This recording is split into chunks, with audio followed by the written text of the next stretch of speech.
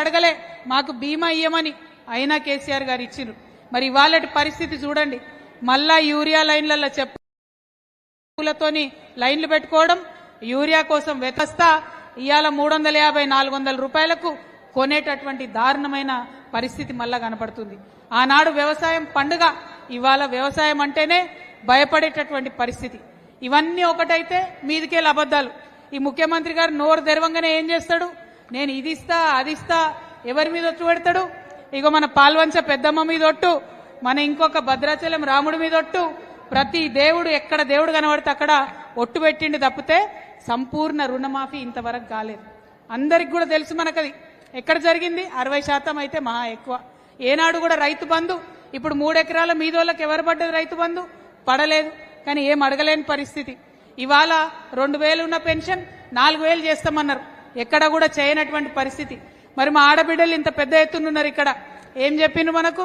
2500 రూపాయలు ఇస్తాం రాగానే కేసీఆర్ షాదీ ముబారక్ అంటే 1,00,000 ఇచ్చి చేతులు దులుపుకుంటున్నాడు.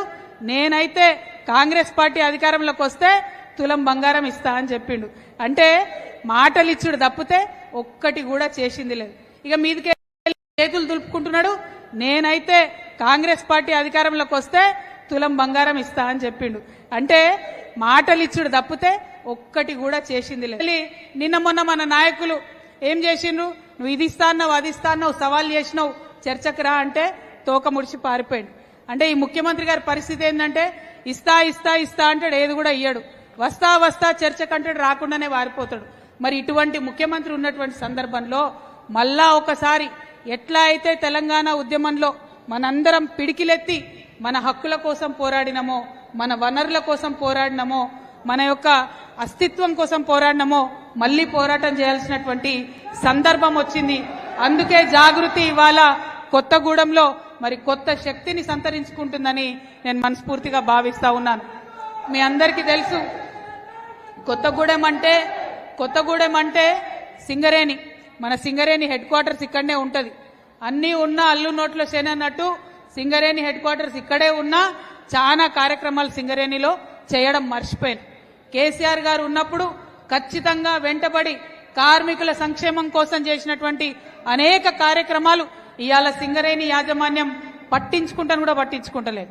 కేసీఆర్ గారు తెలంగాణ ఉద్యమంలో చెప్పిండ్రు, సింగరేణిని కాపాడుకుంటాం, ఇది మా సంస్థ, డిపెండెంట్ ఉద్యోగాలు ఇస్తామని చెప్పిండ్రు. చెప్పింది చెప్పినట్టుగా వేలాది మంది బిడ్డలకు డిపెండెంట్ ఉద్యోగాలు ఇచ్చినాం. మరి ఇవాళటి పరిస్థితి ఏంది? ఒక్కసారి దయచేసి ఆలోచించవలసిందిగా నేను కోరుతా ఉన్నాను. సింగరేణి యాజమాన్యాన్ని, కాంగ్రెస్ ప్రభుత్వాన్ని, ముఖ్యమంత్రి రేవంత్ రెడ్డి గారిని కొత్తగూడెం నుండి మేము హెచ్చరిక చేస్తా ఉన్నాం. సింగరేణిలో బొగ్గు బ్లాకులను ప్రైవేట్ పరం చేస్తే ఊరుకునేదే లేదని చెప్పి హెచ్చరిక చేస్తా ఉన్నాం. సింగరేణిలో కరెంటు పుట్టించేటటువంటి సంస్థలో కూడా అవినీతి మోపు చేసింది. కరెంటు అమ్మేటటువంటి సంస్థలో కూడా అవినీతి, ప్రతి చోట అవినీతి. ఎక్స్ప్లోజివ్స్ కాంట్రాక్ట్ అవినీతి. కాంగ్రెస్ అంటేనే అవినీతి అని మళ్ళొకసారి రేవంత్ రెడ్డి గారు నిరూపించారు. అందుకే మొన్ననే తెలంగాణ జాగృతి ఆధ్వర్యంలో రేవంత్ రెడ్డి గారికి ఒక మంచి బిరుదు ఇచ్చినాం. ఏం బిరుదది? అవినీతి చక్రవర్తి, అసమర్థ ముఖ్యమంత్రి. అది రేవంత్ రెడ్డి గారి పరిస్థితి. మరి రేవంత్ రెడ్డి గారు అట్లా ఉన్నారు కాబట్టే ఇవాళ మా అక్క చెల్లెలు వివోఏలు, మా అక్క చెల్లెలు ఆర్పీలు వీళ్ళందరూ కూడా ముందుకొచ్చింది.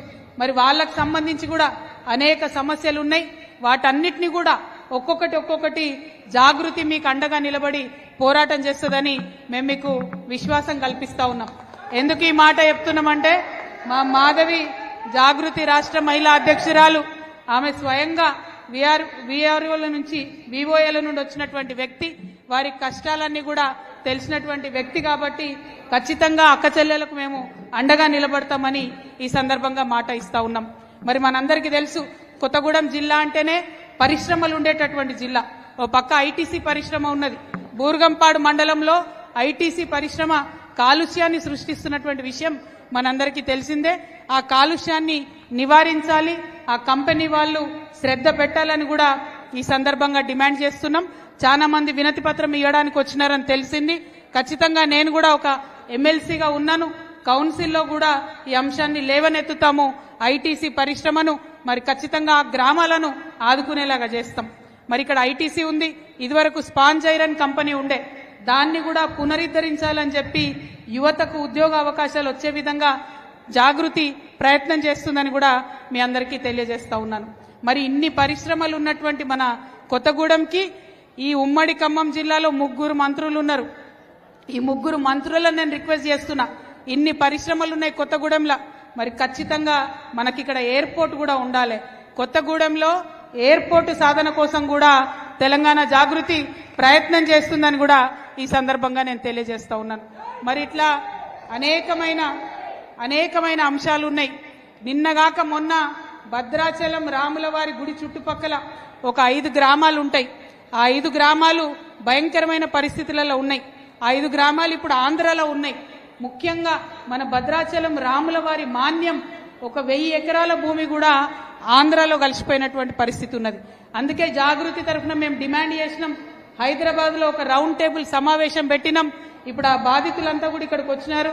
5 గ్రామాల వారిని కూడా కలుస్తాం. మరి అక్కడ రౌండ్ టేబుల్ పెట్టి మేము డిమాండ్ చేసినాం. ఇక్కడ తుమ్మల గారు ఖచ్చితంగా చర్యలు తీసుకోవాలి.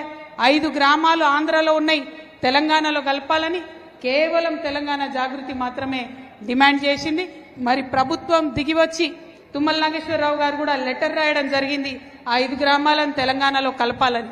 మరి ఇంత జరుగుతున్నటువంటి సందర్భంలో కూడా నిన్న భద్రాచలం ఈవో రమాదేవి గారు ఆంధ్ర ప్రాంతంలో భూములను చూడడానికి పోతే ఆమె మీద దాడి చేయడం జరిగింది.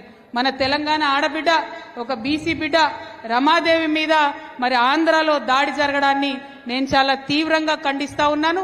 ఇదే వేదిక నుండి